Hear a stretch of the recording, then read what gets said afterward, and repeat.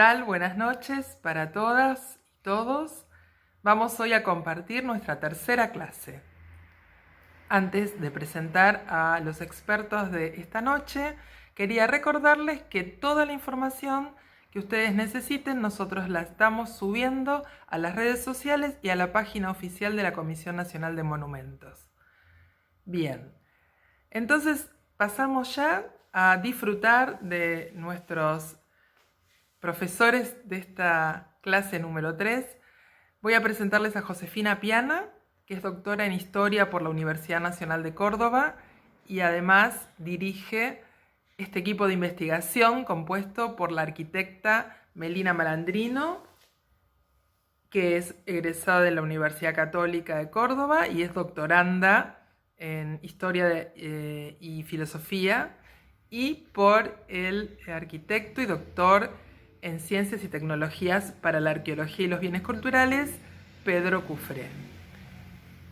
Los tres nos van a brindar una charla muy interesante sobre la importancia de la manzana jesuítica en la ciudad de Córdoba y sobre todas las estancias jesuíticas que han sido también declaradas Patrimonio de la Humanidad por la UNESCO. Y en este trabajo ha tenido mucho que ver la doctora Piana. Bueno, sin más, así aprovechamos bien esta noche. Les paso a ustedes desde Córdoba Capital para que comencemos a disfrutar de la clase. Adelante. Buenas tardes. Bueno, parece que el subtítulo que hemos elegido para esta charla referida a la manzana jesuítica y las estancias de Córdoba se conjuga un poco con los tiempos complejos que estamos viviendo cuando estamos haciendo referencia a los murmullos de los muros y de los papeles sobre este tema. Queremos, antes de comenzar, que sepan que en esta cuarentena que estamos respetando, en esos muros también están ustedes. Vamos entonces a lo nuestro. En esta exposición y en este eje temático, no nos vamos a detener en los estilos arquitectónicos de la manzana jesuítica y las estancias, porque ya han sido descritos a cabalidad por otros especialistas. Sí vamos a trabajar mucho con ese subtítulo, los murmullos de los muros y de los papeles. En todos los casos es una información procedente de las investigaciones que llevamos a cabo desde hace algún tiempo, y algunos de ellos forman parte de una publicación que está esperando que pase esta cuarentena para su presentación en sociedad. La perspectiva desde la cual vamos a analizar este tema no es demasiado compleja. Nos interesa la expresión material de esos edificios. Y nos interesa encontrar en esa expresión material otros grupos humanos que en otros tiempos organizaron prácticas para su supervivencia y que fueron exitosos. Y fueron tan exitosos que con ellas, con esas prácticas, transformaron y lograron trascender la realidad de la región. De alguna forma estamos tratando de respetar aquellas indicaciones de UNESCO para los que son monumentos Patrimonio de la Humanidad, en el sentido de identificar, transmitir y comprender para asignar al patrimonio cultural una función en la vida colectiva. A ver, como para precisar un poquito más esto que estamos diciendo, nos vamos a dedicar al arco temporal del año 1608 a 1767, que es el periodo en que, digamos, de la historia de la provincia jesuítica del Paraguay y el proyecto de la Compañía de Jesús, particularmente en el caso del distrito de Córdoba. Un proyecto donde se transformaron la realidad de la región en varios de sus aspectos. Recordemos que fue gracias a la gestión de la Compañía de Jesús la supresión del servicio personal de las poblaciones originarias, allá por el año de 1611. Hubo dentro de sus instituciones y de sus recintos y sus muros un trato diferenciado sobre la mano de obra esclava, pero además en todo el esquema productivo de las estancias, introdujeron formas de producción muy novedosas en sus establecimientos rurales. Y también otro de los ejes del proyecto de la Compañía de Jesús fue la educación en virtud y letras de los miembros jóvenes de las élites. Miembros jóvenes que, aún después de la expulsión de la Compañía de Jesús, son los que transitan y recorren los caminos para la independencia de nuestros países en el sistema colonial. Por eso es que allí vamos a buscar el discurso de los muros y los murmullos en los documentos escritos.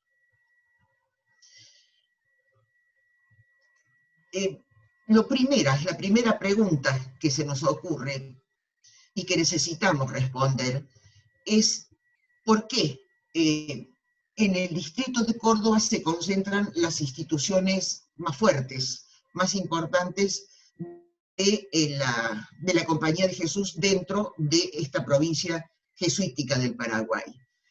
Y allí estamos viendo en esta diapositiva un mapa satelital del distrito de Córdoba, donde están muy claramente marcadas las sierras, el conjunto de las sierras de Córdoba, con sus 3 cordones montañosos, y el piedemonte.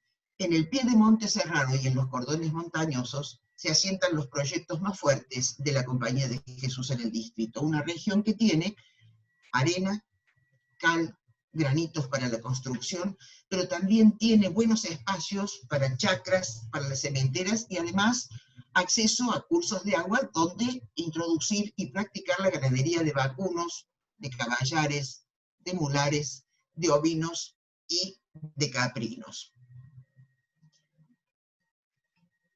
A ver, para recordarnos un poco, en ese amplio territorio de la provincia jesuítica del Paraguay, es en ese piedemonte oriental donde la Compañía de Jesús asienta en medio del asiento urbano sus edificios principales. Allí está la sede del prepósito provincial, el colegio máximo, es decir, donde se estudian todos los ciclos, igual que en las universidades europeas, hasta las del doctorado en teología, el Real Colegio Convictorio de Nuestra Señora de Montserrat, donde se educa la élite, el noviciado, y la Procuración de Provincias. Indudablemente, cuando estamos hablando de este piedemonte oriental de las sierras de Córdoba, estamos hablando de una ubicación estratégica, que además es equidistante de los otros domicilios de la orden. Recordemos que estamos en una época donde no hay aviones, no hay trenes, no hay camiones, no hay ómnibus ni autos. Los tiempos de recorrido son largos. Pero además es un punto donde se está alejado de las amenazas externas. Además, abundante en recursos naturales, no solamente para sus edificios, sino también para la construcción de rentas sustentables. Cuando nosotros hablamos de rentas sustentables, estamos hablando de rentas que garantizan que el proyecto de la compañía se puede realizar con recursos propios. Y cuando hablamos de los proyectos de la compañía, estamos hablando de las misiones evangelizadoras, del sistema educativo y particularmente de la construcción de edificios. Hay un dato que no es menor en el caso del distrito de Córdoba. Estos recursos propios con los que se maneja la compañía proceden de las estancias. Y estas estancias están ubicadas en la fábrica de aguas de las sierras de Córdoba. A mano izquierda de esta diapositiva tenemos un antiguo mapa hidrográfico realizado por Ríos y Achával en los últimos años del siglo XIX, recorriendo el territorio como se hacía en aquella época, recorriéndolo a pie. Pero es un mapa que nos muestra con claridad estas sierras de Córdoba, inmersas en medio de las sierras pampeanas. Unas sierras pampeanas que son un territorio semiárido, pero unas sierras de Córdoba que por la cantidad de cursos de agua que se originan en ellas, nosotros las conocemos como la fábrica de aguas. En esa zona de la fábrica de aguas están distribuidas las estancias jesuíticas. En el mapa que está a mano derecha de la diapositiva están los territorios y la ubicación de cada una de ellas. Tenemos la estancia Carolla, muy pegada al asiento urbano. Tenemos la estancia de Santa Catalina, la estancia de Jesús María, la estancia de la Candelaria, la de Alta Gracia y la de San Ignacio de los Ejercicios, para que tengamos una idea de la dimensión de estos territorios, de estos latifundios. En el caso de la estancia de la Candelaria, estamos hablando de 180.000 hectáreas actuales. Una pregunta y una advertencia antes de que pasemos a cada uno de estos sitios. ¿Quiénes son los que habitan en estos espacios de la Compañía de Jesús en el distrito de Córdoba? En primera medida, los miembros de la orden, ya sean sacerdotes, hermanos coadjutores o bien estudiantes. Estamos hablando en su mayoría de personas europeas que no están acostumbradas a los grandes latifundios rurales que tenemos en nuestros espacios americanos, pero también están habitadas por familias de esclavos procedentes de África introducidos por la trata, que además no están acostumbrados a los climas fríos de las montañas de nuestros territorios. También habitan en esos espacios de la compañía criollos e indígenas. Estos sí conocen la tierra, conocen los vientos, conocen las lluvias, conocen los senderos. Pero junto con todo este conjunto de diferentes procedencias étnicas y lingüísticas, culturales, también tenemos que estamos en una etapa de la introducción de animales nuevos y de nuevas especies vegetales, no solamente los cuadrúpedos, como los ganados mayores de equinos, mulares, vacunos, ovinos y caprinos, sino también nuevas especies vegetales, particularmente el trigo y una gran variedad de frutales. Vamos a dar, digamos, con esto una última, digamos, un último recordatorio. Todos estos grupos de habitantes conforman una estructura jerárquica que está sentada sobre esas relaciones complejas interétnicas. A veces nos preguntamos cómo se entendieron, sobre todo en los primeros tiempos, estos sacerdotes y hermanos coadjutores que vienen de distintas partes de Europa, muchos de ellos de Europa Central, tenemos hasta algunos irlandeses, también ingleses, en su conversación y en sus instrucciones sobre la mano de obra esclava africana y sobre los criollos e indígenas en las tareas temporales que tenían que realizar. Esto lo vamos a ir viendo a través de cada uno de los ítems que vamos a desarrollar ahora, y con esto estamos dando paso a la arquitecta Melina Malandrino, que nos va a hablar de los edificios centrales. Buenas tardes. Bueno, la intención es mostrarle ahora un poquito lo que sucedía o lo que sucede en la ciudad de Córdoba. Vamos a hablar de las construcciones centrales o de las principales edificaciones que hay en la ciudad. Tomando en cuenta, considerando que cuando la Compañía de Jesús decidió asentarse en la ciudad de Córdoba en el año 1599, lo hace en una ciudad, es decir, una ciudad como Generoso, un caserío con menos de 2.000 habitantes. Y aparte considera un poco la posición de la ciudad en el extremo sur del virreinato del Perú, con una economía que no era excedentaria, basada en los recursos agrícolas y que estaba explotada por encomenderos. Ese es un poquito el escenario en el que la compañía se inserta en Córdoba. Cuando se establece, la ciudad tiene unas 70 manzanas, y a lo largo del tiempo la compañía llegará a tener presencia efectiva en 6 de las 70 manzanas. Entonces estamos hablando de que la compañía llega a ocupar o a tener presencia en un 10% del tejido urbano de la ciudad, lo que no es habitual ni en la época ni en otras órdenes religiosas. Para ir un poco mirando lo que va pasando con las imágenes, tienen un planito de Córdoba.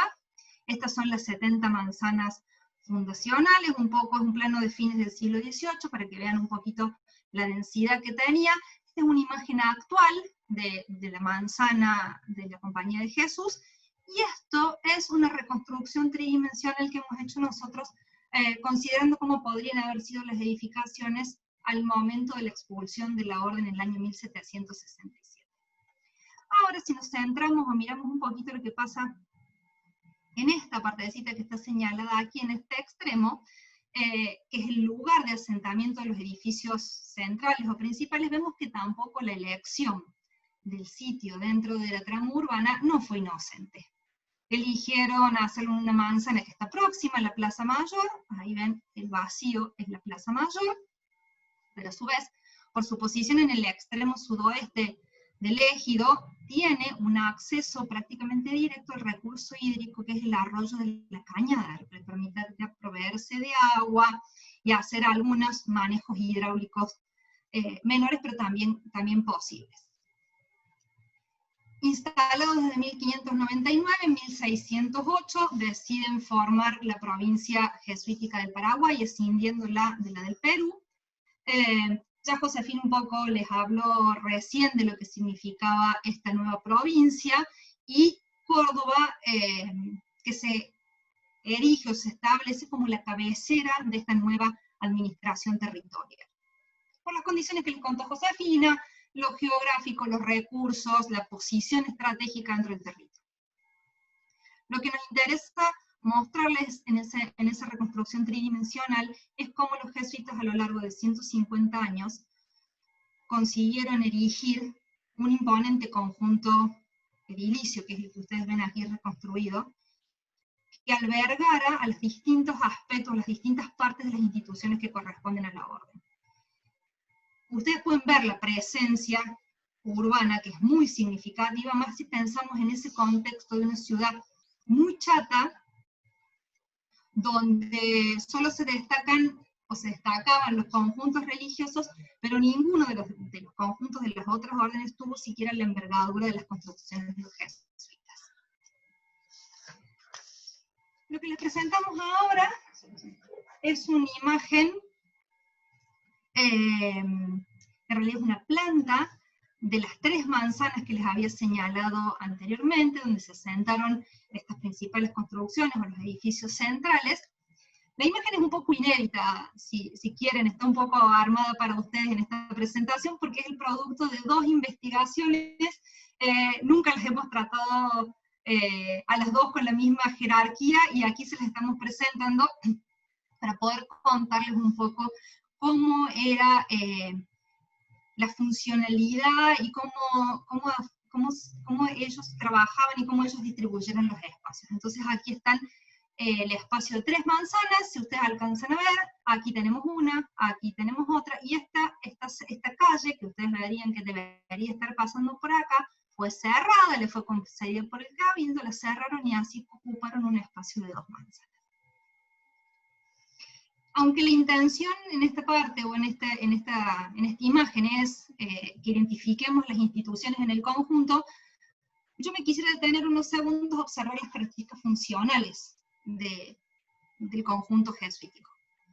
En la manzana doble se asienta principalmente, como lo dice allí el cartelito, el Colegio Máximo, y en la tercera manzana que ellos adquieren con posterioridad se asienta el Colegio con Victoria Nuestra Señora de Montserrat.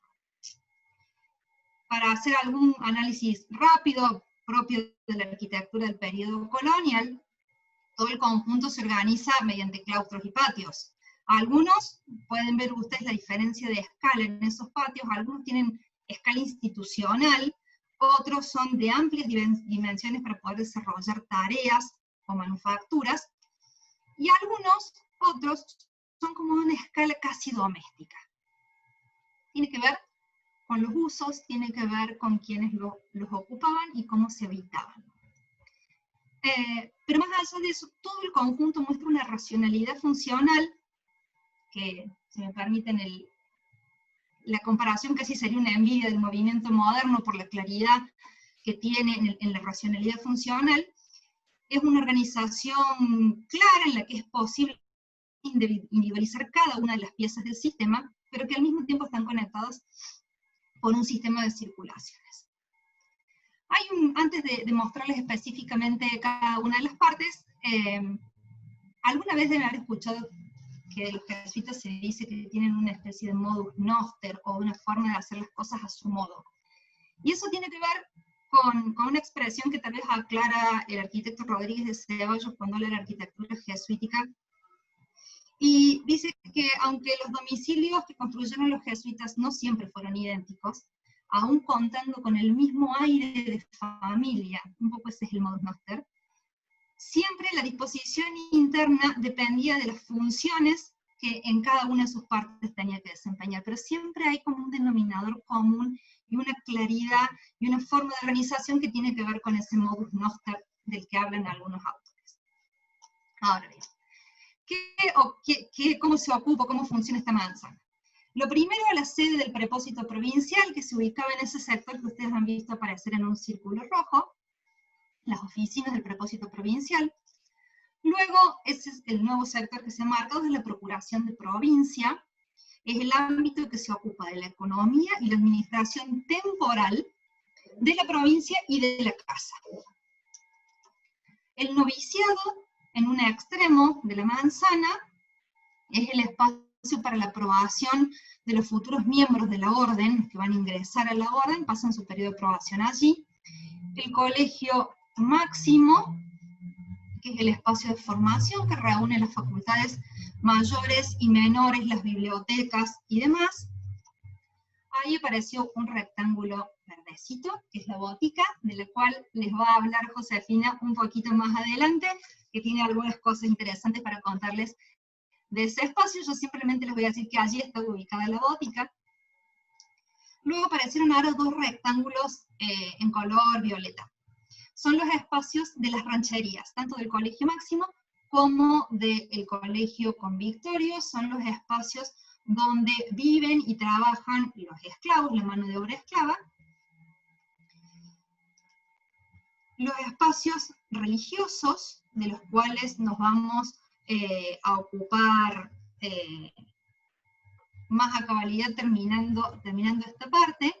Por supuesto, en las dos manzanas, en las tres manzanas, hay espacios para huertas y para procesamiento de los alimentos que llegan de las estancias, y Josefina no se va a enojar si lo digo, la manzana del Colegio Convictorio aún tiene buena parte de las construcciones jesuíticas, y es el único, de todo el conjunto, es la única pieza que no está declarada, que no está reconocida aún como monumento histórico nacional.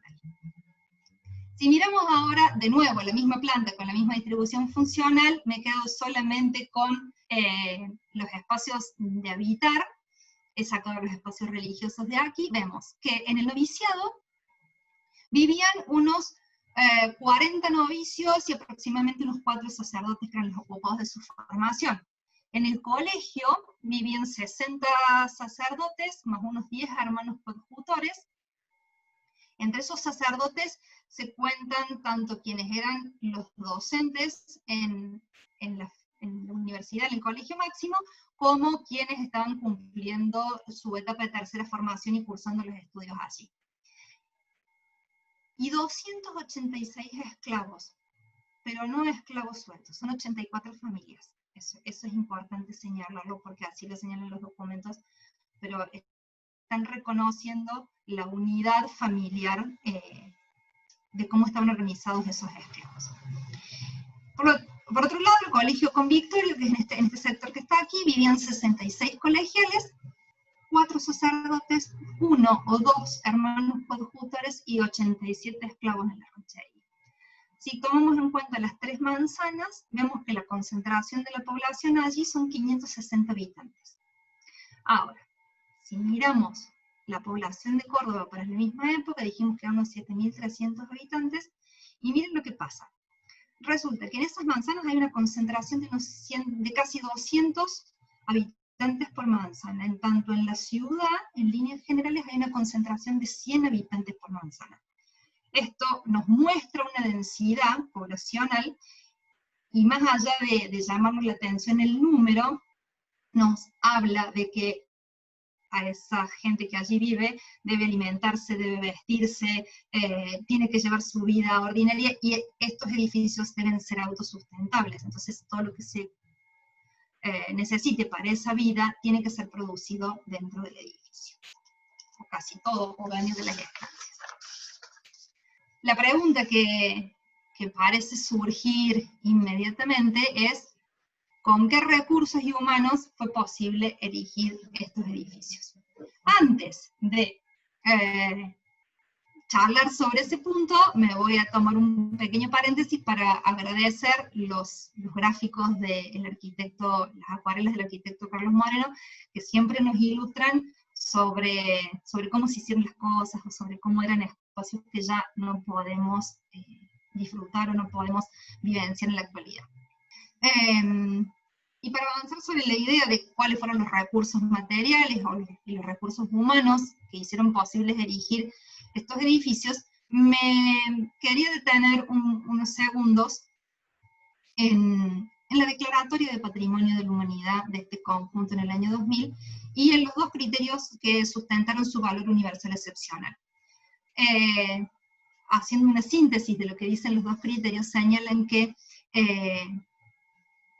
este conjunto jesuítico, el edificio central y las estancias, son ejemplos excepcionales de la fusión de valores y culturas europeas y aborígenes durante un periodo determinado, y que produjeron una forma de expresión única que se ilustra en los edificios. Entonces, quedarnos con esa idea de la fusión, del encuentro, de unas formas y de un pensamiento europeo con unos materiales y una forma de hacer que eran propios de estas tierras. ¿Quiénes lo hicieron? Vamos a tratar de ir respondiendo unas preguntas más simples. Principalmente jesuitas que eran hermanos coadjutores. Arquitectos, constructores, carpinteros, artistas, en su mayoría europeos, pero si miramos adentro del continente europeo, españoles, italianos, flamencos y alemanes, que pusieron su arte al servicio de la fe y por eso ingresaron a la compañía como hermanos coadjutores. Otros hombres, españoles y criollos principalmente, que trabajaron para la compañía de Jesús contratados, como asalariados, con trabajos específicos, como carpinteros, por ejemplo, y que en realidad es uno de los grupos de la sociedad colonial de la que poco se habla y poco se sabe. Por supuesto, la mano de obra esclava, que hizo posible la ejecución de la mayoría de las construcciones, y un último grupo, que eran los aborígenes guaraníes, las misiones como mano de obra especializada, vinieron a Córdoba y también estuvieron presentes, por ejemplo, en Buenos Aires, y ellos venían específicamente a desempeñar determinadas tareas. Por ejemplo, los del pueblo de San Juan fueron los encargados de dorar algunos de los retablos de Córdoba y también algunos de los retablos de la iglesia de la compañía en Buenos Aires, para poner un ejemplo simplemente. Si pensamos en las técnicas y nos vamos a mirar un poquito este gráfico que ilustra cuando se están construyendo uno de los techos de la compañía de Jesús,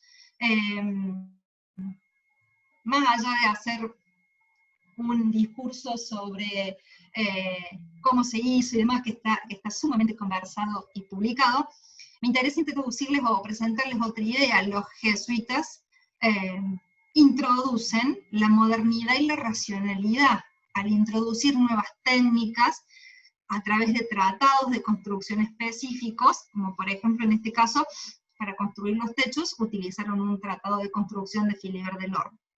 No era la forma habitual de construir, solamente los jesuitas construyeron estas bóvedas de madera a lo largo del territorio. Entonces, la particularidad del tratado es que enseña a construir con economía de recursos, con pequeñas piezas y demás. A eso voy con que introdujeron modernidad y racionalidad en la construcción. Por supuesto, los materiales que van a hacer posible esto son los que provee la región. Algunos materiales de Córdoba, la arena del río Suquía, la piedra bola o la piedra rolada también del río, piedra de cantera que se extraía de las sierras próximas a la ciudad. Por supuesto, las mismas sierras de Córdoba proveen un recurso indispensable para la construcción como es la cal, ladrillos y tejas que se hacían a pie de obra o en las cercanías, y también caña vegetal que se usaba para completar algunas estructuras. Lo que venía de otras regiones, principalmente era del litoral, y eran maderas para construir estos techos, o para construir retablos o cierto mobiliario. Entonces, retomando lo que les planteé de los criterios de UNESCO que dicen que es una fusión, sí, es una fusión. Con todo lo que les acabo de contar, creo que queda clara la función. Pero no solamente es una función, es una fusión muy inteligente, tomando lo mejor de cada parte y que hizo posible la erección de un conjunto arquitectónico tan importante.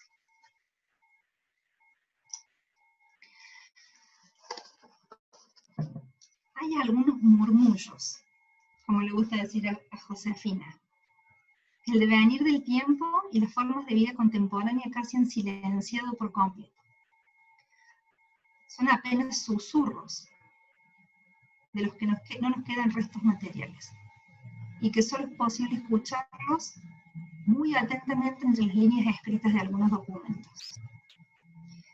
Se trata de espacios que hicieron posible la vida cotidiana de esas 500 personas y que hoy ya no existen porque la ciudad creció, porque los tiempos cambiaron y demás.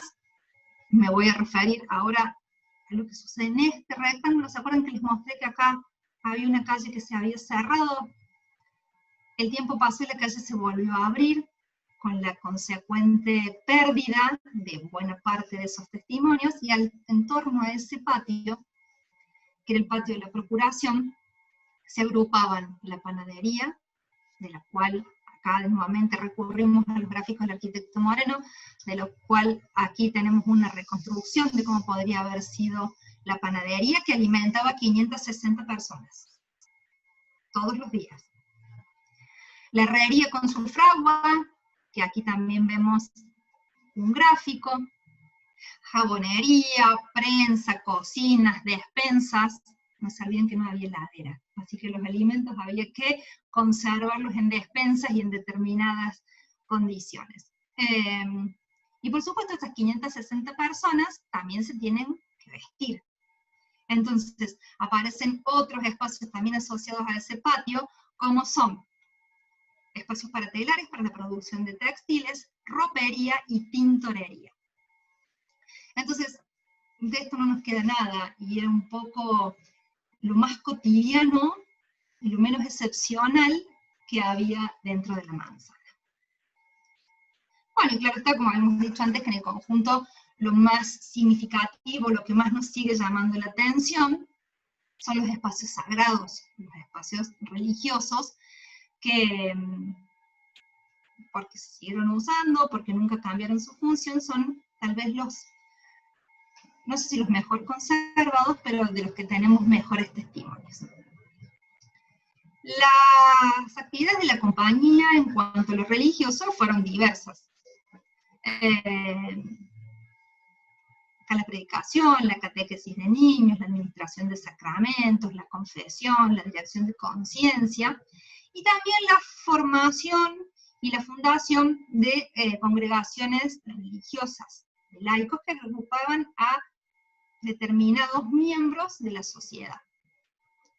Entonces, esta diversidad de funciones también religiosas llevan a que, aunque el edificio albergara a más de una institución, los jesuitas tuvieron que ocuparse de diferenciar los espacios religiosos de acuerdo a la especificidad de su usuario y dotar a cada miembro de la orden o de los que estaban en formación de un ámbito específico para expresar su religiosidad.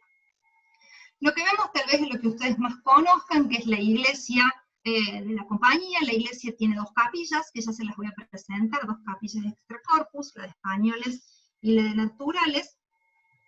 Y esta situación ya de ser una capilla, una iglesia de nave única con dos capillas, y que una capilla esté dedicada a los españoles y otra a los negros y naturales, nos muestra esa adaptación de la orden a la particularidad de una sociedad estamental como era la sociedad colonial, y esta voluntad de dotar a cada uno con un espacio propio para expresar su religiosidad.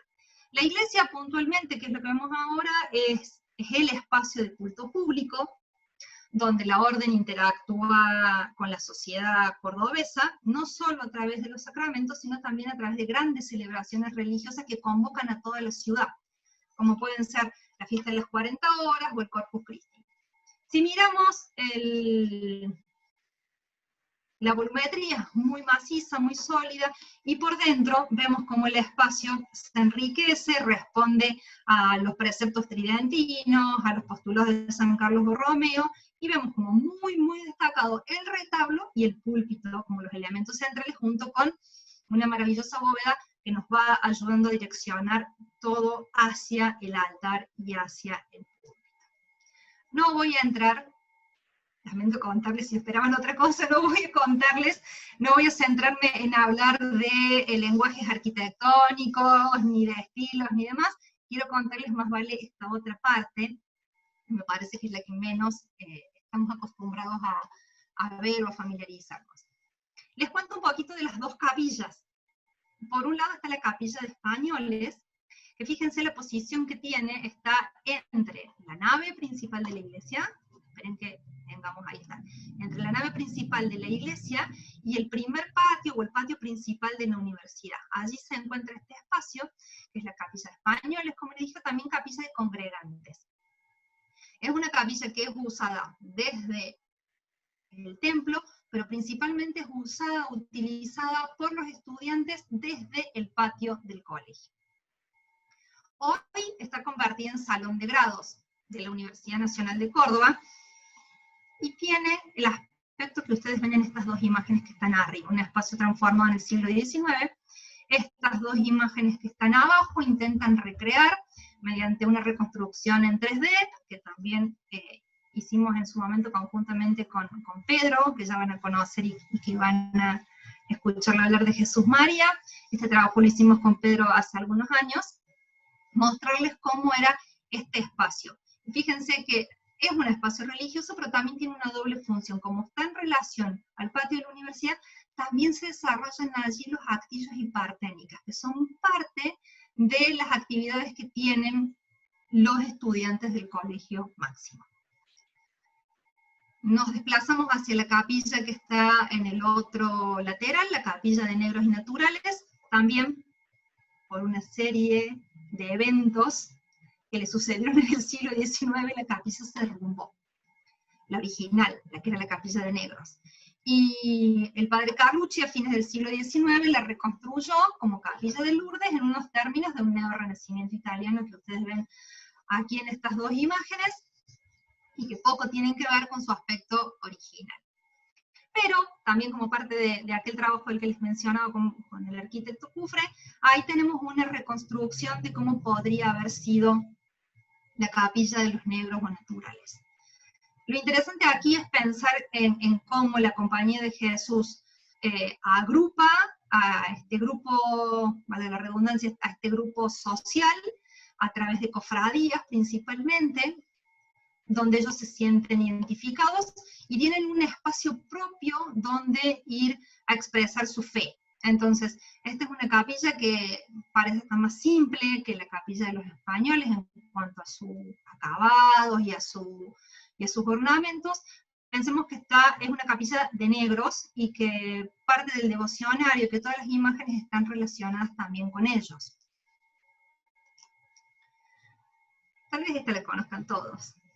Está acá, en este puntito chiquito. Hoy se le conoce como capilla doméstica, pero en realidad fue la capilla del noviciado. Es una capilla privada, o al menos lo era. Hoy está abierta al público, pero es una capilla privada. Es el espacio donde los novicios se reúnen, hacen sus prácticas de discernimiento, y fíjense que incluso la escala es como muy íntima, muy doméstica. Por supuesto que su retablo es maravilloso, lo mismo el acabado de su bóveda, pero dentro de ese discurso que se expresa a través del arte y a través de la iconografía, me interesa señalar la idea de que la capilla está bajo la vocación de la Virgen. Pensemos que quienes entran a la orden, o que quienes aspiran a entrar a la orden, son jóvenes, y encuentran en esta idea de la Virgen y de la vocación mariana una figura materna y una figura que los protege. Entonces, ¿cómo esta idea de dotar a cada parte con un espacio religioso también es conferirle ciertos significados y cierta iconografía de apoyo que los va a hacer identificarse o sentirse apropiados de ese espacio. Finalmente, la capilla del Convictor. Miren lo que es hoy. Está en estaba, digo, ahora sí puedo decir estaba, completamente estaba, porque de esto no queda nada. Estaba en este extremo de la manzana del Convictorio, era la capilla privada también del Convictorio. Esta imagen que ustedes ven acá, digo, me pareció como despectivo, ¿no? Perdón. En esta imagen que ustedes ven aquí, vemos una capilla totalmente reconstruida en fines del siglo XIX, principios del siglo XX, en un código neogótico propio de los gustos de ese momento.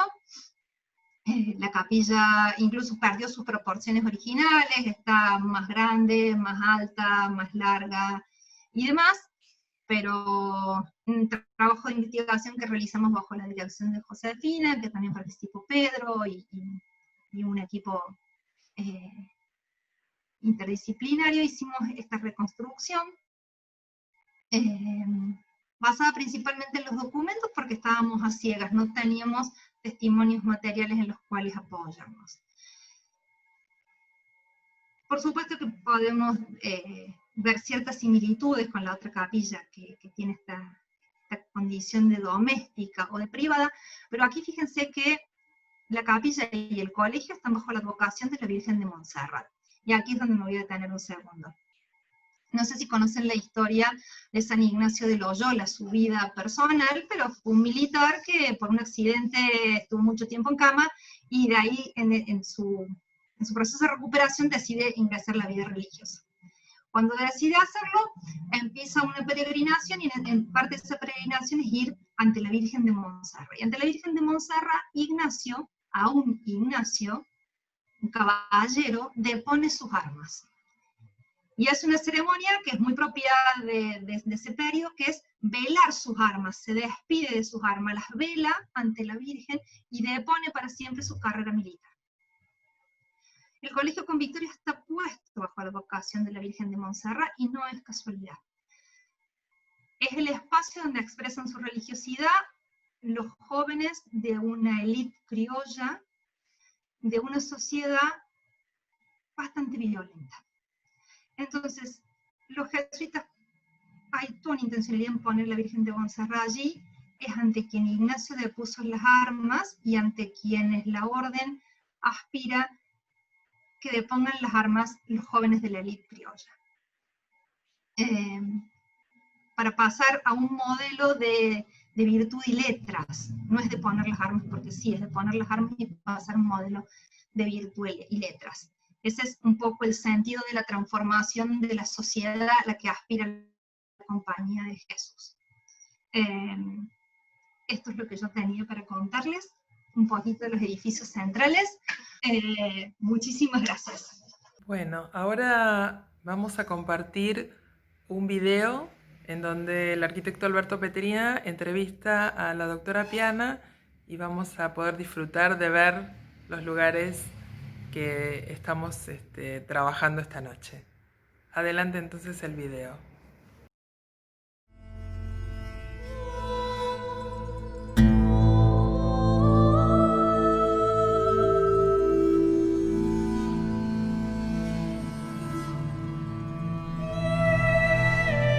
Ya en tiempos muy tempranos, por allá de 1608, 1607, el padre Diego de Torres, que es el fundador de la provincia jesuítica de la Paraguaria, toma la decisión de establecer aquí en la ciudad de Córdoba los espacios de la administración central de esta amplísima provincia jesuítica. Porque Córdoba es el lugar más seguro, está en el cruce de las rutas comerciales de la época, está alejada de zonas portuarias, que son siempre zonas inestables políticamente, y sobre todo en aquella época sometidas a los riesgos de ataques de potencias extranjeras y de piratería, Pero además Córdoba tiene materiales para las construcciones que garanticen su permanencia y su perpetuidad.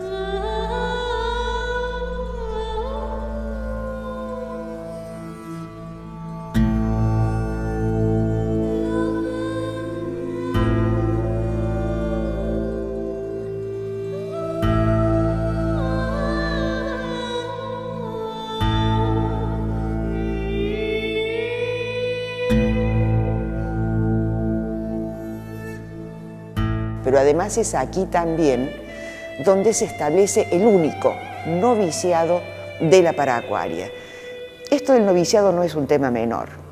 La mayoría de los misioneros no vienen en su condición de sacerdotes, sino como estudiantes o como personas que recién están ingresando a la compañía. Y el espacio donde se forman como misioneros es este. Aquí es donde aprenden las lenguas de aquellos territorios a donde van a ir a misionar.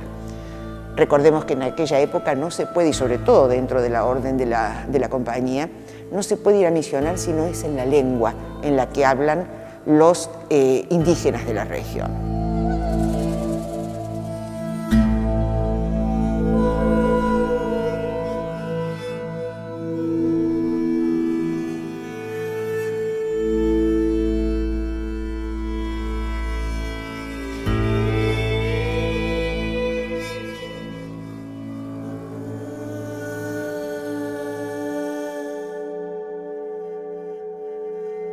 La magnífica iglesia de la Compañía de Jesús en Córdoba no solo es la más antigua del país, sino la de mayor rango artístico y constructivo, y una de las muy pocas de nuestro periodo colonial que merece situarse dentro de la esplendorosa nómina en la que los templos de México, Perú, Bolivia, Quito y Brasil llevan una indudable precedencia.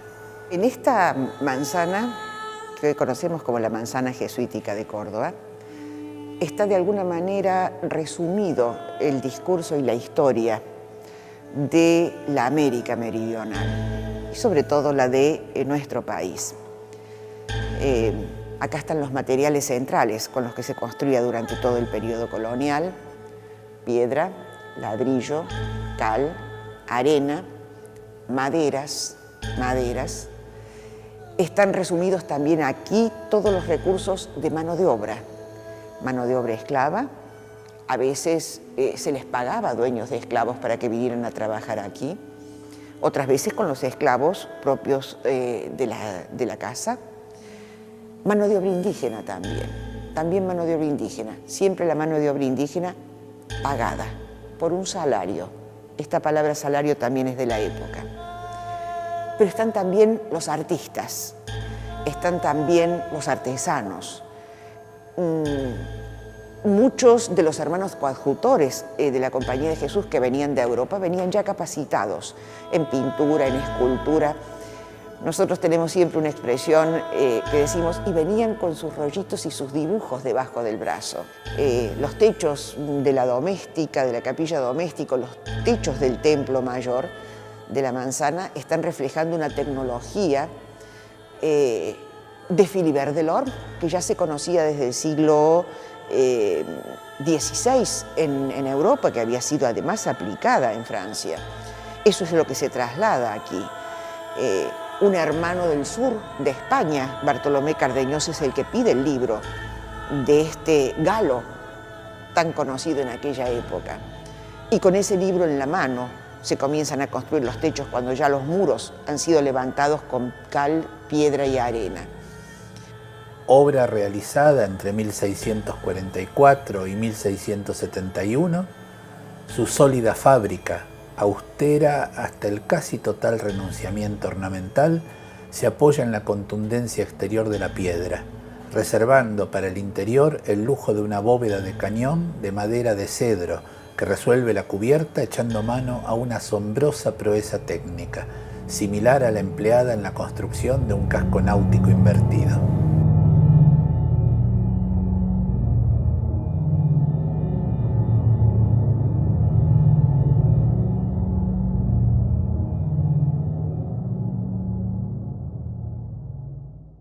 Bueno, Aquí estamos de nuevo, mientras vamos pensando este reclamo que hemos escuchado de declaratoria de Monumento Histórico Nacional en una parte de los edificios del antiguo Real Colegio Convictorio.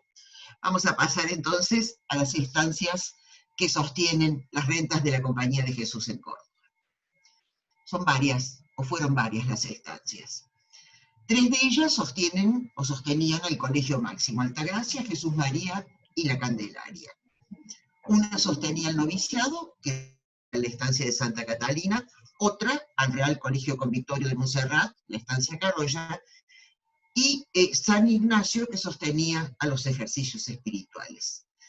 Estas estancias, como ya lo habíamos comentado hace un rato, se desparramaban por los 3 cordones montañosos de las sierras de Córdoba y en el piedemonte oriental, en espacios con realmente muy buena dotación de agua.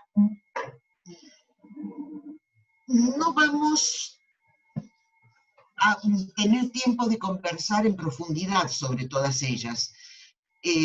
Por lo tanto, si ustedes saben disculpar, vamos a centrarnos particularmente en 3 de esas estancias, que son las que sostienen al Colegio Máximo: Altagracia, Jesús María y la Candelaria. Y por el tiempo disponible para cada una de ellas vamos a tomar algunas variables de su funcionamiento, que son las variables que pueden contribuir mejor a tratar de entender el complejo jesuítico de Córdoba.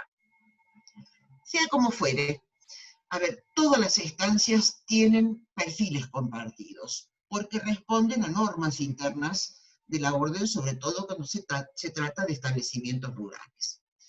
En todos los cascos centrales de cada una de ellas tenemos plantas edilicias con sus espacios funcionales muy bien definidos y determinados, que responden a las normas internas de la orden. Todas tienen su capilla y sacristía, algunas hasta tienen también contrasacristía, asociada a un patio central con habitaciones para los miembros de la orden y además oficinas administrativas. Hay un traspatio siempre donde está la vivienda del mayordomo y depósitos, un patio de los oficios donde se desarrollan en galpones las tareas de carpintería, herrería, panadería y también y fundamentalmente la elaboración de derivados cárnicos. Hay otro patio donde se desarrollan las actividades relativas a la cocina, y en el entorno inmediato a ese casco central, todas sin excepción, desparraman, despliegan un obraje de textiles, molino, batán, percheles para los granos y chacras para sementeras, además de huertas de frutales y viñedos. Cuando estamos hablando de estas actividades en el casco central y en el entorno inmediato de las estancias, siempre están atendidos por familias de esclavos que viven en su ranchería.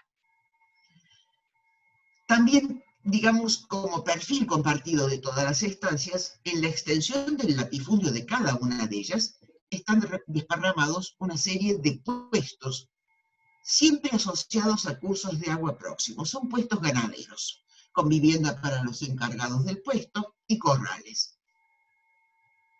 Pensemos que desde cada uno de esos puestos se inicia un intenso flete de ganado mayor para su venta en la feria de Salta, y desde allí con destino al Potosí. Cuando estamos hablando de estos fletes ganaderos, estamos hablando de un viaje de torna-vuelta que lleva 6 meses, es decir, un viaje de ida y regreso de 6 meses, llevando el ganado para su venta y retornando los fleteros. Hay algo interesante en esto. Nosotros podemos llegar a creer que ese intenso movimiento de ganado significa mucho dinero, pero vamos a advertir, no solamente dentro de la compañía, en la sociedad y en la economía colonial es muy difícil que circule el monetario, y aquellos que pueden disponer de monetario son aquellos que están más asociados al comercio del centro minero del Potosí y de su casa de moneda. Los documentos de la Compañía de Jesús, cuando refieren las cuentas de las estancias, dicen e insisten permanentemente: todo se compone de trueques y cambios. Pero tal vez uno de los perfiles más fuertes que comparten todo este sistema rural esté determinado por un mandato muy preciso. Cada estancia debe producir lo que se consume en el establecimiento rural y además generar excedentes, que son recursos con los que se sostienen las instituciones de la orden y particularmente en este caso el colegio máximo. Una recorrida rapidita por dos de las estancias en las que no nos vamos a detener demasiado. Una de ellas, Santa Catalina, que indudablemente es la que tiene los edificios más imponentes de todas las estancias en el casco central. Allí tenemos en estas imágenes la fachada de la estancia Santa Catalina, la fachada de su iglesia, un diseño del hermano coadjutor de origen bávaro, Antonio Hartz. En la imagen de la foto de la derecha, la portada del patio de oficios, que ya con su magnificencia, aún tratándose del patio de oficios, nos está dando idea de la imponencia de estos edificios centrales. En realidad, todas las construcciones del casco de Santa Catalina está compuesta de fábrica de mampostería, bóvedas entejadas, una estancia que tenía una biblioteca muy importante, y además está, y la recordamos siempre, por estar asociada al hermano coadjutor músico Domingo Cipolli. Allí vivió un tiempo, allí falleció, y en su cementerio está enterrado. Santa Catalina era importante. Desde allí partían las recuas de mulas de todas las estancias. Allí se concentraban y comenzaban su camino hacia el norte con destino a la feria de Salta y para ser vendidas en el Potosí. Bueno, pasamos entonces a hablar muy rapidito, solamente para recordarla, otra estancia que está en las antípodas de Santa Catalina porque es la más humilde de todas ellas. Me refiero a la estancia de Carolla.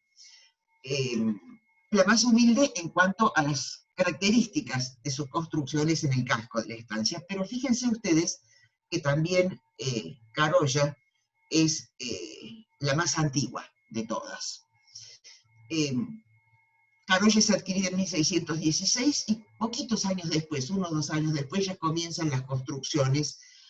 Nosotros estamos viendo en estas imágenes, a mano izquierda, una imagen, una fotografía aérea reciente. Piensen ustedes que en sus construcciones fundamentales son las mismas que en su origen.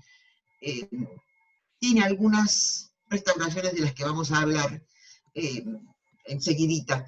En la segunda mitad del siglo XIX, Carolla, ya expulsado a los jesuitas por cierto, fue hotel de inmigrantes, de los migrantes italianos friulanos que se establecieron allí.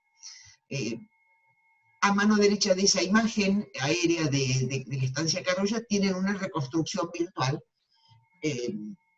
al año 1767. Algunas diferencias podemos encontrar en ellas, pero también tenemos que decir que esas diferencias están sustentadas particularmente en una mala reconstrucción que se hizo en las décadas de los 70. Y esta imagen que estamos mostrando ahora es la fachada actual de la estancia Carolla. Si bien esto que estamos viendo es una foto tomada adrede para mostrar lo que son los antiguos muros, aquellos que estamos hablando de 1618, y esa escalera de ingreso con sus arcadas que son originales, también tenemos que señalar, porque vale la pena hacerlo, que esa baranda que se ha colocado en los techos, propia de comienzos del siglo XX, fue una de las malas restauraciones que se realizaron en la década de los 70.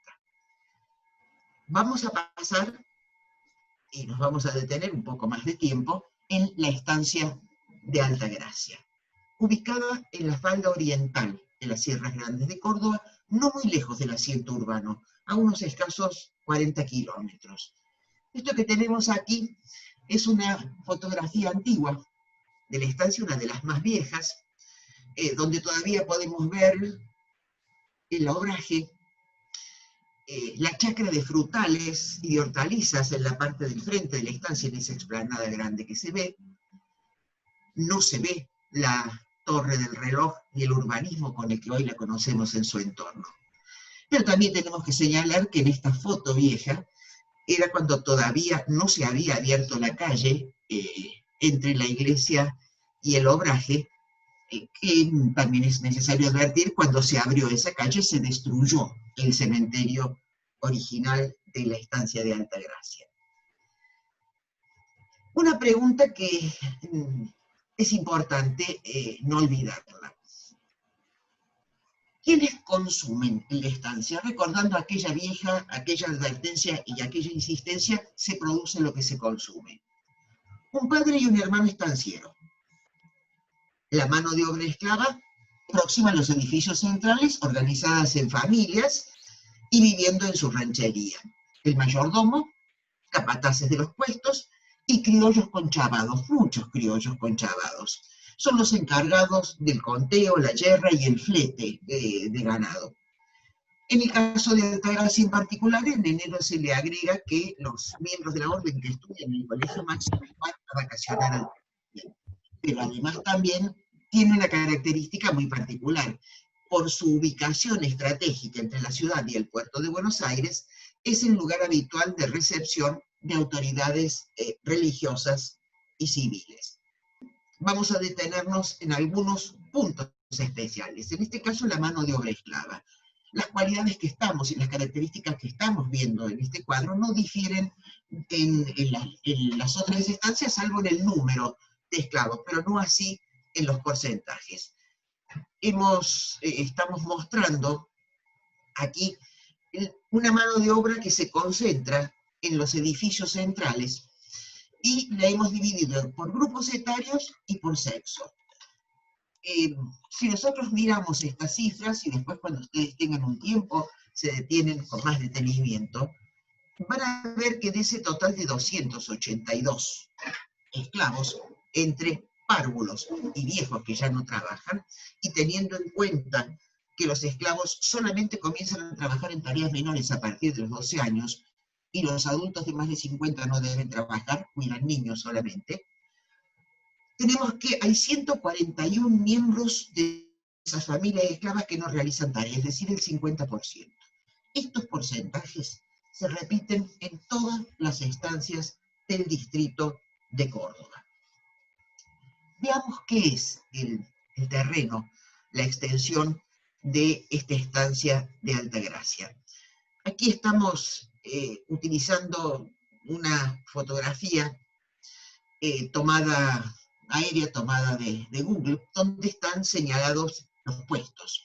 Si ustedes observan, es la ladera oriental de las Sierras Grandes, que son fuertemente abruptas. Allí están desparramados 7 puestos. Estamos hablando de que la estancia Altagracia tiene pocas pampas húmedas de altura comparada con otras, que tengan pastizales permanentes, salvo el caso de 2 de los puestos, que son Achala y San Antonio. No obstante, estos que estamos señalando acá en esta diapo, es la cantidad de animales que, digamos, que nosotros podemos ver en los puestos.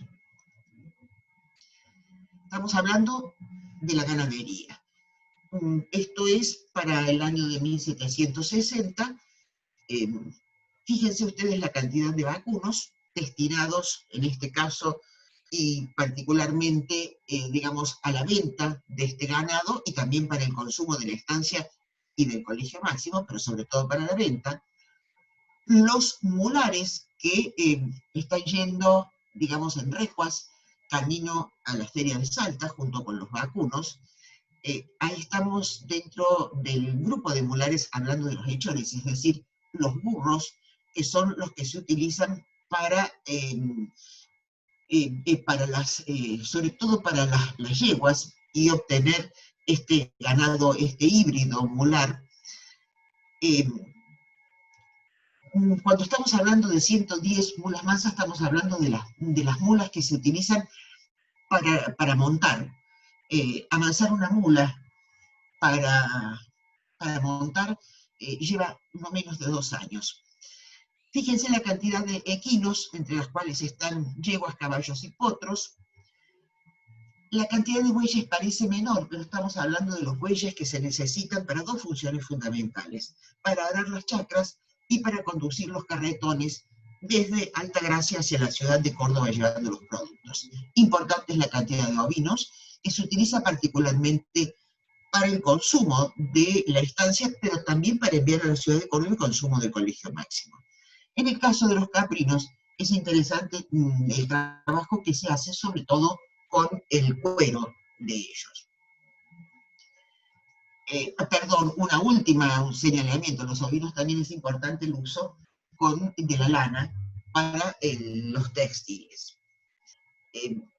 Tenemos que ir señalando lo que va del colegio a la estancia y lo que va de la estancia al colegio. Recordemos, se produce lo que se consume, pero no necesariamente todo lo que necesitan consumir puede producirlo en la estancia, y esto sucede en el resto de las estancias del distrito. Por lo tanto, el colegio envía una cantidad de insumos que también nos permiten ir viendo esa vida cotidiana de las comidas. Vino, aguardiente, tarros de conserva, una cantidad interesante de especies, que es la que se utiliza para la conservación de alimentos. Ahí tenemos la pimienta, la canela, la sal. Mucha vajilla de mesa, de cocina y de mesa. Vino para las funciones de la iglesia, cera para las velas. Las iglesias usan velas de cera, no de cebo. Textiles europeos, particularmente para vestir y adornar la iglesia.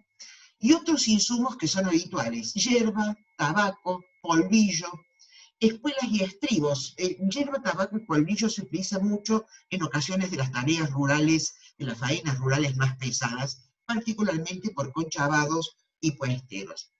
Pero estribos y masas para los fleteros, camas, rayos para los carretones que continuamente se desbaratan. Manos de papel, hay que escribir cuentas y enviar cartas. Las herramientas de quintas y huertas, remedios, pero también del colegio a la estancia vienen otros materiales que se necesitan, por ejemplo, para el obraje: alcaparrosa, con la cual se retiene el color, añil, arrobas de algodón, ceniza para poder desgrasar los tejidos después, ceniza y jabón para desgrasar los tejidos, y los famosos peines de la industria en los obrajes. De la estancia al colegio, en cambio, en esos montos que veíamos en la diapo anterior, están yendo muchos mulares, tanto para la venta como para uso del colegio. Están yendo muchos vacunos, tanto para la venta como para consumo del colegio. Ovinos, particularmente para consumo del colegio, y lanas para el obraje del colegio. Es decir, en esos montos fuertes que la estancia logra como excedentes para sostener el colegio, van todos estos elementos. Textiles, muchos: frazadas, bayeta, cordellate, y además insumos alimenticios. Harina de trigo, de maíz, mucho charqui, ya sea de carne como de frutas, pero también muchas frutas frescas. La proximidad de Altagracia con el colegio máximo permite enviar en esos carretones, en un viaje de un día, frutas frescas, aves de corral, huevos y productos de la huerta, además de derivados cárnicos como la grasa y el cebo. Vamos a darle paso ahora al doctor Pedro Cufré para que nos hable de Jesús María. Bueno, muchas gracias. Yo brevemente voy a poner algunos aspectos que me parece que son relevantes y que fueron resultados de una tesis que yo realicé, y que era el punto central, era la estancia de Jesús María, mi tesis de doctorado, y que en realidad para el abordaje de la tesis, utilicé el mismo método de abordaje que veníamos utilizando en el equipo de investigación que conformábamos y que dirigía la doctora Piana. Acá yo les quiero mostrar en estas imágenes, bueno, voy a empezar con algunos datos particulares. La estancia de Jesús María fue comprada por el padre provincial Pedro de Oñate en 1618, 2 años después que la Compañía de Jesús adquiere la estancia de Carolla, y algunos años posteriormente se fue como ampliando. Pero sin embargo tiene dos características que a mí me parece significativas poder destacar. Una, como se ve en la imagen, es el hecho de el tamaño en cantidad de tierras. Es, comparada con el resto de las estancias, la más pequeña. Sin embargo, acá es donde viene otra de las características que también se puede ver, incluso comparado con este gráfico que fue un gráfico que se realizó hace algunos años por el arquitecto Luis Córsico. La característica está en el hecho de que, a pesar de que es tan pequeña, ahí está colindante con la estancia de Carolla, es una de las estancias más productivas que tuvo la orden. Y otra de las características que me parece interesante para poder ver es de que, al ser una de las más antiguas, se puede ver toda la evolución constructiva y programática, es decir, de todo el programa funcional que la compañía tuvo que ir organizando alrededor de las estancias.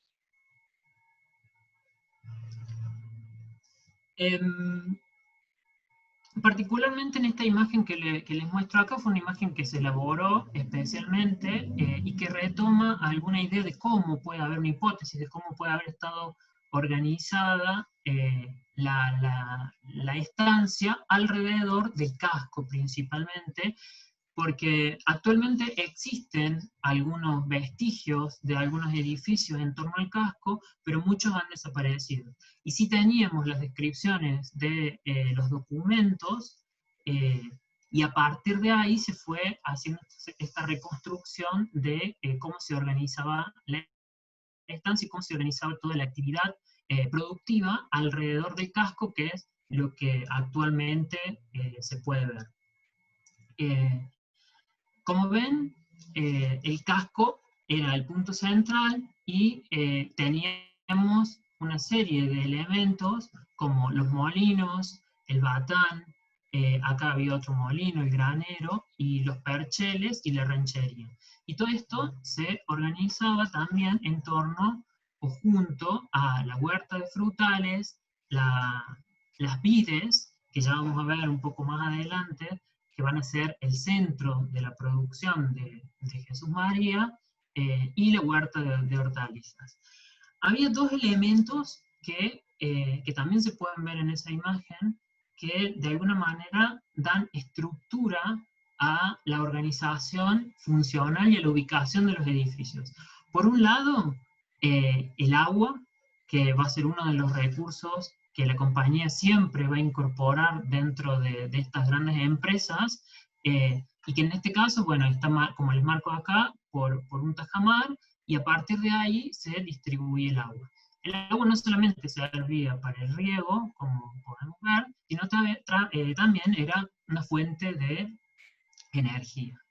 Y por otro lado, el otro elemento que sirve para estructurar y que tiene que ver con el agua es la topografía, porque es la topografía junto al agua la que permite generar este sistema de producción de energía. Por otro lado, me parecía interesante destacar también algunos aspectos que tenían que ver con la función de las estancias, y principalmente de la estancia de Jesús María, y es que la arquitectura jesuítica es fundamentalmente pragmática, es decir, que es producto de la necesidad, y en función de esa necesidad se va construyendo, y por otro lado se encuentra amalgamada, que es algo que ya venimos repitiendo constantemente, por estas reglas de convivencia que establecen las constituciones de la Compañía de Jesús. A grandes rasgos, como ven en la planta, funcionalmente el casco de la estancia se dividía en una planta baja, que era donde se ubicaban todo el sector de trabajo en torno al patio, si se quiere. Acá había herrería, carpintería, estaba también el sector de la bodega, que ven es el espacio como mucho más importante, y el sector del lagar, que era donde se producía también el vino. Y uno de los elementos que me parece importante destacar en este sector también es esta tira de habitaciones, que por una de las restauraciones que se hicieron en la década de los 40, desapareció, y se la suplantó por una galería, probablemente por una deficiente interpretación de la documentación y del propio edificio. Entonces, de alguna manera me parece importante rescatarlo porque hoy no están más. Esa galería es la imagen que se ve hacia acá en un lateral, pero originalmente era una serie de habitaciones y probablemente la más antigua de la estancia. Bueno, en relación a la planta alta, lo que pueden ver, les decía, esta división funcional entre planta baja y la planta alta es donde se agrupan las actividades que son más privadas, si se quieren, de la orden, sobre todo en este sector, en el sector de esta ala, donde se ubica el refectorio, en este punto, que es la habitación más grande, y el resto de las habitaciones con la cámara y la recámara, digamos que actualmente no se puede ver la recámara, pero está el espacio como más importante. Y en el espacio que va al final es el destinado a los lugares comunes. Y en el principio de la galería, la cocina. Y el acceso, obviamente, a un elemento que es muy particular de la tipología y de la arquitectura religiosa de los jesuitas, que son las tribunas, que se repiten en todas las iglesias que tenía la Compañía de Jesús, incluso en la iglesia de San Ignacio, de la Compañía en Córdoba.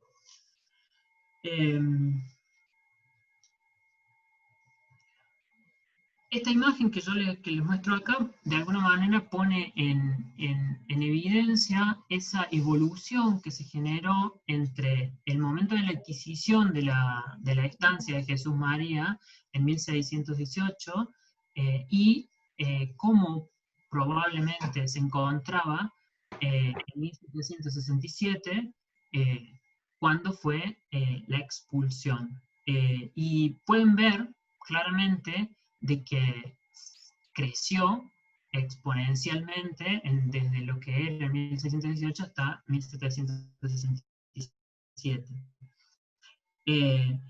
Lo que me parece importante destacar es que este desarrollo es el resultado de una compleja interacción, como ya hemos dicho, de personas de distintos orígenes que se encontraban trabajando en este lugar.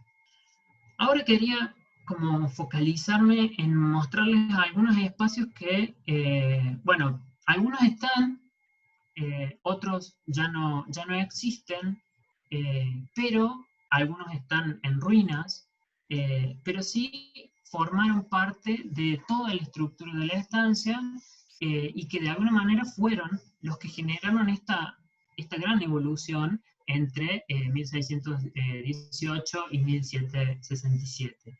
Y que son los de producción económica.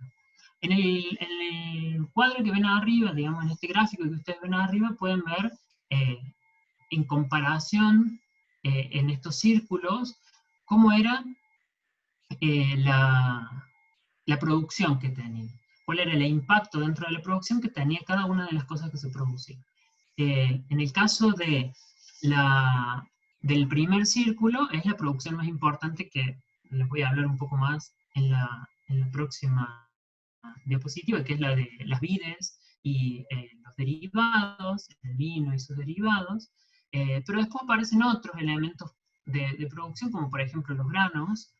La principal producción de granos se daba con el maíz y con el trigo, y asociada a esta producción la arquitectura e incluso la gente que trabajaba, ¿no? O sea, asociado a la producción y a la generación del grano, tenemos los graneros, que es el lugar donde servía para el guardado, digamos, los percheles. El perchel era el lugar donde se producía el secado del grano y también parte del guardado. Vean, yo les mostré una imagen, voy a volver para mostrarles.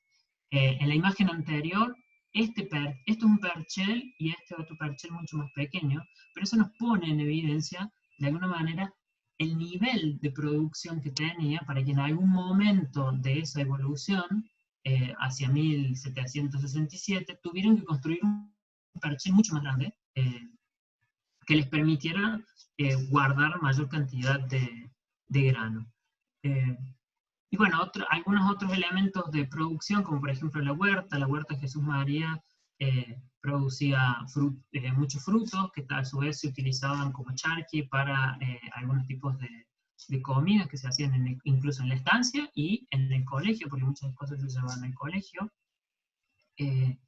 Y el abatanado, que ahí yo le puse una imagen de un batán, que Jesús María tenía su propio batán, no solamente abatanaba lo que se producía en Jesús María, sino que también en algunos casos había tráfico de telas de una estancia a la otra, porque a lo mejor se rompía un batán y tenía que seguir produciéndose, y Jesús María hacía las veces de esa labor. Más adelante la doctora Piana seguramente les va a explicar más específico sobre un batán y cómo funciona. Y por último, de alguna manera, les quería hablar un poco de esa gente que producía y que trabajaba, ¿no?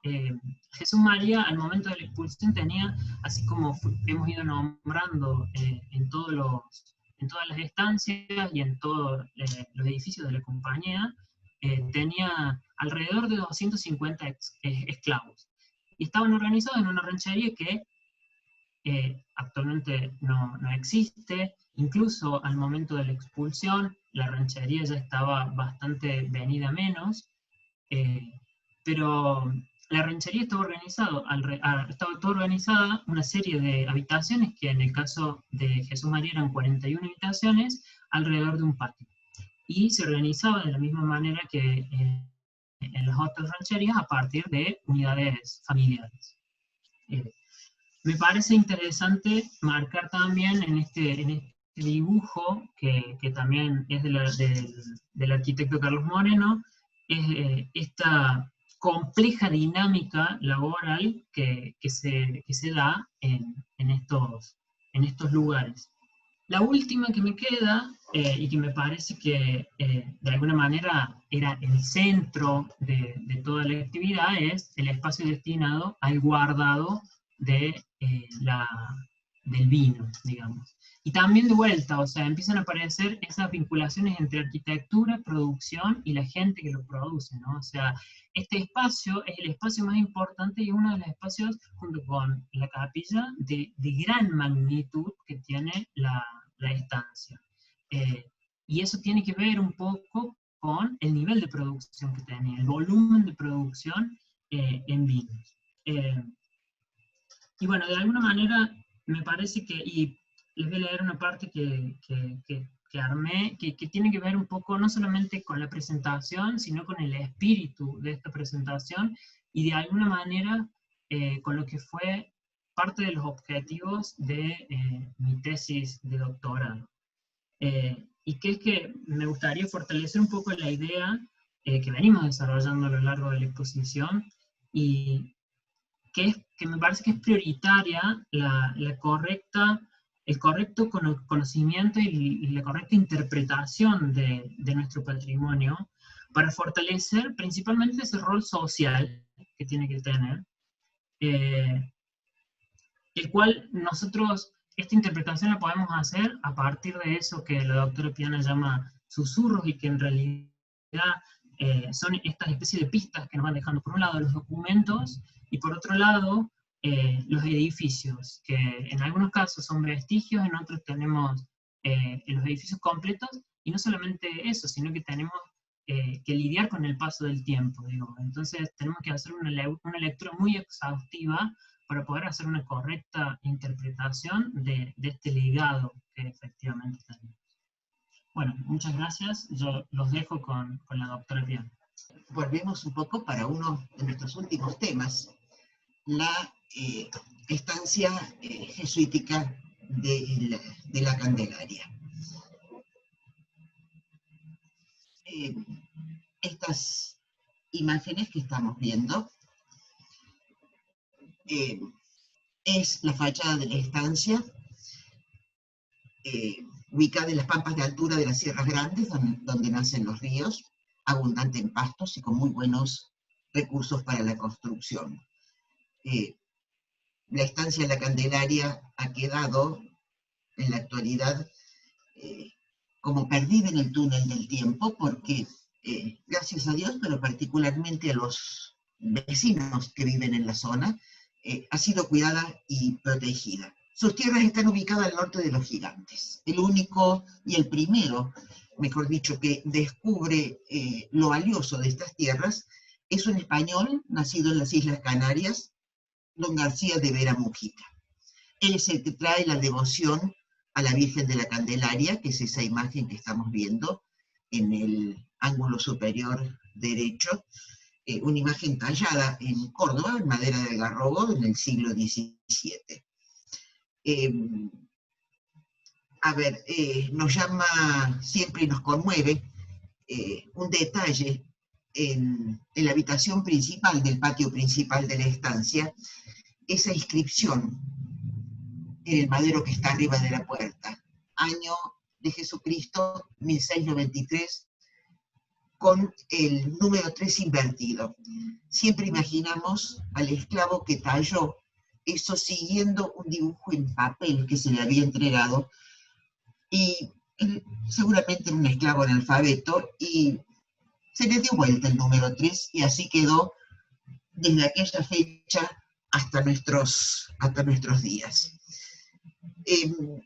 Vamos a intentar de hacerlo rápido este avistaje sobre la Candelaria.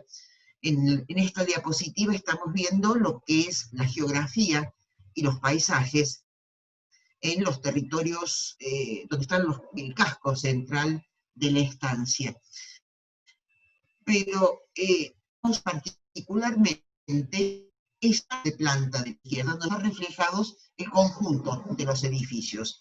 Allí tenemos la capilla, el patio central, donde vivían el padre y el hermano estanciero, el traspatio asociado a las tareas del capataz, el patio de la cocina, el patio de los oficios, el cementerio, pero fíjense ustedes la disposición de la ranchería. Una ranchería donde vivían aproximadamente un número de 198 esclavos reunidos en familia, y dos construcciones en la parte externa de la ranchería. Estas que encontramos hacia el lado del sur, estas habitaciones hacia el lado del sur, que en realidad eran la enfermería y la cocina. Y esas habitaciones hacia el lado del oeste, que era donde se alojaban la buena cantidad de mano de obra temporaria. Estamos hablando siempre de una zonificación de estos espacios existenciales muy definidos.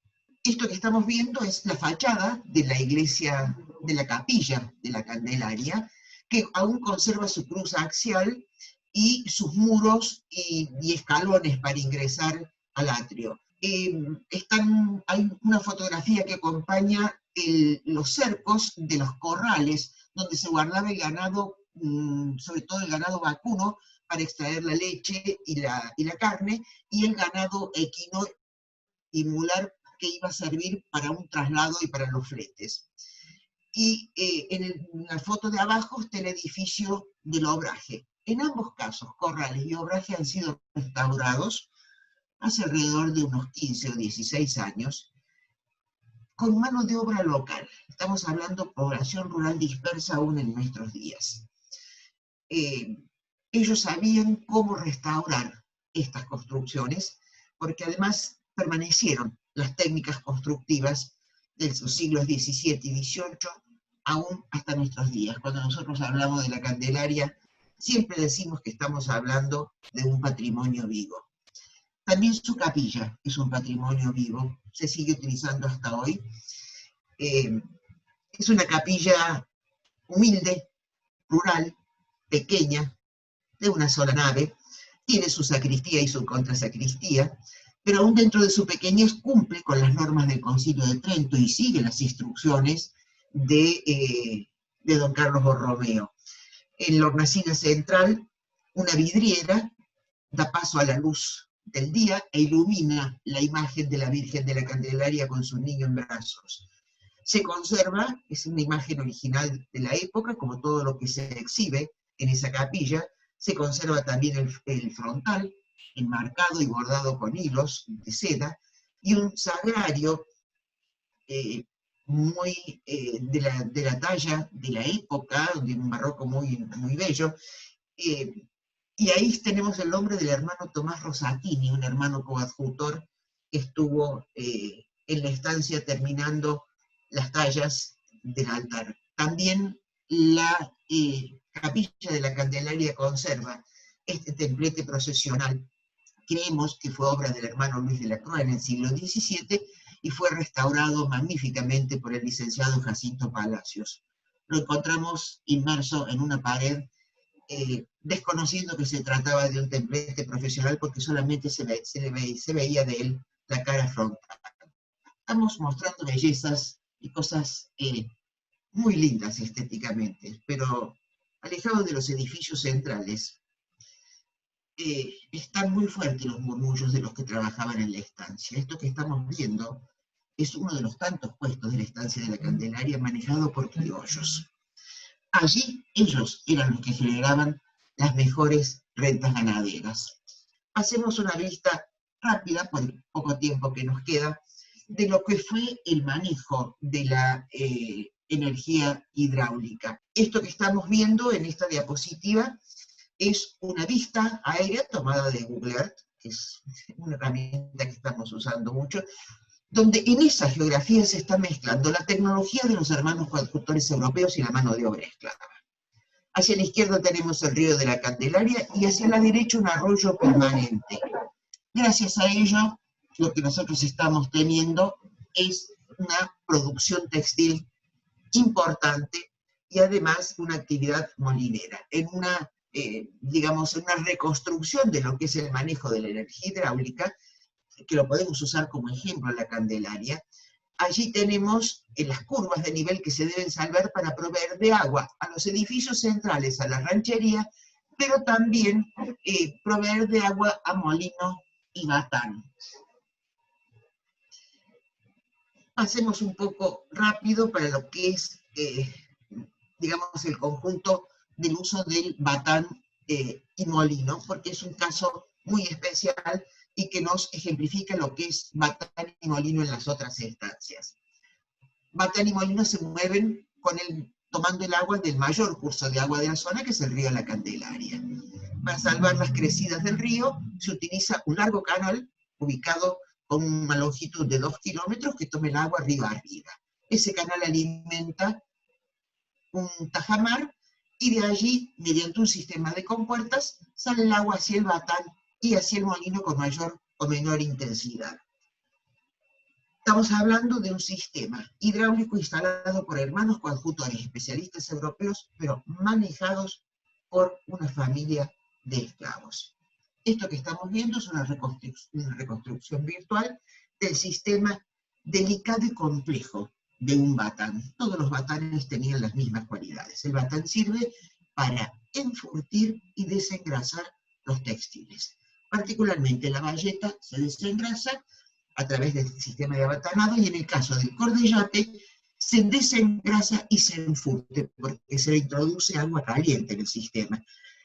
Con lo cual el tejido se apelmaza e impide que pase el agua de lluvia y los vientos fríos. Estamos hablando de un complejo delicado, de un sistema delicado de madera anclado a un sistema de mampostería.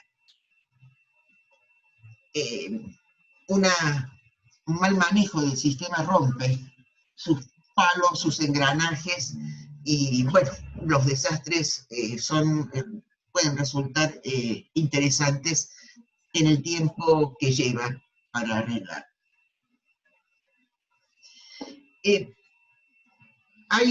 Digamos, esta es la imagen del batán visto desde uno de los costados.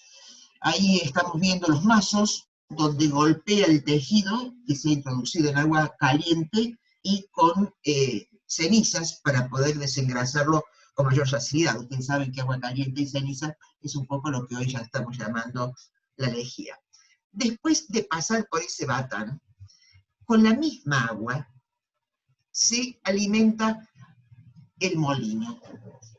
El molino, digamos que es el lugar donde se muelen los cereales, sobre todo el maíz y el trigo, pero que funcionan en épocas distintas, porque el batán tiene que funcionar en épocas de grandes lluvias, cuando se puede llenar hasta el borde el tajamar, y es donde se abatana el cordellate, la tela que estamos mostrando a la izquierda, y también la bayeta, que es mucho más rústica. A través de ese canal, el agua pasa con el mismo canal desde el batán hacia el molino, con un fuerte desplome que mueve la rueda, pegado al molino, la casa del molinero, atendido por una familia de esclavos. No nos queríamos privar de esta imagen, que es parte de los restos del batán que encontramos en su momento, al momento en que estábamos realizando los trabajos de identificación del sistema hidráulico. Y déjenme, antes que nos quedemos por terminado esto, algunas cosas breves relativas a algo que hemos denominado el pasado de las cosas presentes. Porque también tenemos datos sobre enfermedades y epidemias. Tanto en el Colegio Máximo como en las estancias, particularmente los hermanos coadjutores europeos estaban atentos a los temas de enfermedades y epidemias. El Colegio Máximo tenía su botica y una enfermería importante a cargo de hermanos coadjutores boticarios. Y en las estancias había barberos instruidos por los boticarios del Colegio Máximo. Cuando nosotros hablamos de barberos, eran personas que sabían extraer dientes y muelas, practicar sangrías con lancetas, curar pústulas, arreglar quebraduras de brazos y piernas y también arreglar heridas. Junto a las rancherías de cada una de las estancias había habitaciones destinadas a enfermería, a donde se alojaban los enfermos, particularmente en casos de epidemias, pequeñas cuarentenas. En esta imagen que estamos viendo hay una acuarela del arquitecto Carlos Moreno representando la botica del Colegio Máximo y dos fotos muy viejas que tomó en su momento Plattner y a él le pertenecen sobre los muebles de la botica del Colegio Máximo. Pero también señalemos que había numerosos libros de medicinas, tanto en las estancias y, por cierto, en el Colegio Máximo, y que se utilizaba muy habitualmente pólvora para cauterizar heridas. Balanzas chicas tenían todas estas boticas grandes y pequeñas con sus pesas, morteros y frascos. Y que tenemos datos de epidemias, particularmente para los años 1720, 1735, 1745 y 1755. Siempre duran a menos de 2 años. Buena parte de esas epidemias son de viruela y sarampión. En ocasión, siempre las epidemias estas ingresan por la comunicación con el mundo que se había empezado a globalizar ya en aquel tiempo. Ingresan por el puerto de Buenos Aires. Y por los intercambios de caminos de bienes y personas se expanden a las misiones y a las estancias del interior. Cuando se producen estas epidemias, utilizan buena cantidad de azufre como antiséptico, como fungicida, y también para purificar ambientes. Los ambientes también se purifican con el encalado que se realiza todos los años. Pero también los libros de cuentas señalan una gran cantidad de gallinas y huevos para los enfermos. Y siempre aparece una buena e importante cantidad de lienzo para los entierros cuando los remedios no han sido lo suficientemente efectivos.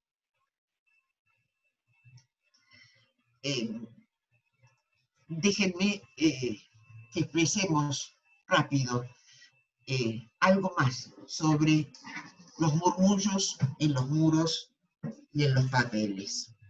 Siguiendo lo establecido por UNESCO de identificar, comprender y transmitir para asignar al patrimonio una función en la vida colectiva, en esta exposición hemos intentado recuperar en los murmullos de muros y papeles las huellas de hombres y mujeres que aún hoy permanecen más allá de la comunidad que les dio origen. En esos muros y papeles están los europeos, como don García de Bell y Mujica, el español de las Islas Canarias, que reconoció la importancia productiva de las pampas húmedas de las Sierras Grandes de Córdoba y trajo la devoción a la Virgen de la Candelaria. Otros europeos, como los hermanos constructores, que recorrieron estancias y edificios centrales de la manzana jesuítica de Córdoba con sus artes y tecnologías. Luis de la Croix, pintor de la escuela flamenca, el asunceño Luis Florentín, experto en hacer relicarios, Juan Gavino Masala, de la isla de Cerdeña, y el irlandés Guillermo Leney, organizando la ganadería y los puestos de las estancias. José Klausner, el estañero de Baviera, el español Agustín de Almería y el bávaro Jorge Erl, construyendo molinos y batanes.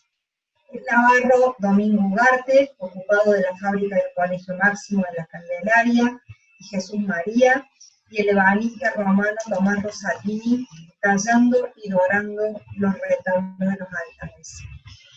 Allí están también, entre esos muros y en esos papeles, en esos susurros, están los criollos desplegando sus quehaceres y tareas como mayordomos y capataces. Ahí están los nombres de Abreu, Ledesma, Núñez Ábalos y Agrelo. Tiene un nombre insistente, el de Paquito Pillo, con ese pillo que no es apellido sino apodo, ocupado en los fletes de ganado, insumos y cartas, buen conocedor de los caminos y senderos. Allí están también, en esos muros y en los papeles, el murmullo de los nombres de conchavados y esclavos, ocupados en faenas rurales. Déjennos que recordemos especialmente el nombre del indio Valeriano, el último de los pobladores originarios de la región, quien desde Polo Tosacate fue testigo de la llegada de otros hombres y otros animales a las Sierras Grandes en el siglo XVII. Recordemos junto a él el nombre de otros habitantes originarios, buenos conocedores de los senderos y aguadas: Quisto, Quivila, Huasta, Ignacio Chalán, José Quirita.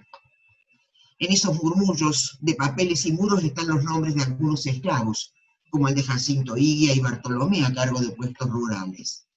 Pero déjennos que les digamos que especialmente en el murmullo de los papeles y de los muros está el nombre de Dionisio. El nombre de un esclavo de 11 años, hijo de Juana Petrona y de su esposo el barbero Francisco Javier. Dionisio, con escasos 11 años, y quebrado de un brazo, luego de la expulsión de los jesuitas, caminó solo por las sierras de Córdoba y llegó al asiento urbano en el Colegio Máximo buscando a su padre. Los soldados del rey lo vendieron allí en la plaza pública por el precio de 170 pesos. Mientras producían lo que consumían, todos ellos generaron las rentas ganaderas, que contribuyeron al sustento del Colegio Máximo y a la construcción de los edificios que hoy disfrutamos porque han perdurado hasta nuestros días. Hagamos una última reflexión, aunque las sierras de Córdoba nunca fueron un espacio donde posaron su mirada personas cultas y eruditas, y aunque sus paisajes no se incorporaron en los escritos románticos del siglo XIX, ni en las pinturas de los artistas, ni tampoco en las pampas de José Hernández, allí, en esas sierras grandes, están las huellas de hombres y mujeres que dieron forma a esta nuestra América mestiza. Una América mestiza que, en palabras del escritor William Ospina, hoy no aceptamos que se define por el color, sino solamente por el matiz. Queremos, por último, dar las gracias a la Comisión Nacional de Monumentos, Lugares y Bienes Históricos, y a Tristan Bauer, ministro de Cultura, por permitir que que acercáramos hacia ustedes estos murmullos. Les pedimos a todos que se cuiden, porque nosotros también necesitamos seguir aprendiendo de las voces de todos ustedes. Muchas gracias. Bueno, muchísimas gracias, Josefina Piana, Melina Malandrino, Pedro Cufré. Excelente, una mirada diferente, especialmente desde la historia, la interpretación del patrimonio. También es algo muy interesante que va más allá todavía de los monumentos construidos en sí, sino todo aquello que ha quedado como un patrimonio inmaterial. Esas voces y esos murmullos que ya no están, pero siguen estando. Muchísimas gracias. Bueno, los invito entonces a compartir a partir de la clase del jueves, la número 4, la evolución en las tecnologías de la construcción, que va a estar a cargo de nuestro querido vocal de la comisión, el arquitecto Carlos Moreno.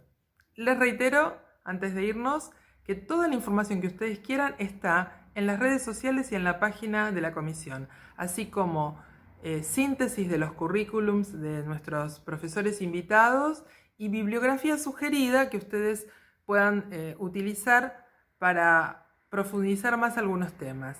Esto no implica que ustedes tengan la obligación de leer esa bibliografía para la evaluación. La evaluación será en base a la información de estas clases que estamos dando. Y finalmente, y para despedirnos, decirles que la clase vuelve a repetir en el horario de 21 a 30 y la dejaremos unos días más por si ustedes quieren volver a mirarla y observar algunas cuestiones que con el fragor del momento se les haya pasado un poquito por alto. Muchas gracias, buenas noches y hasta el jueves.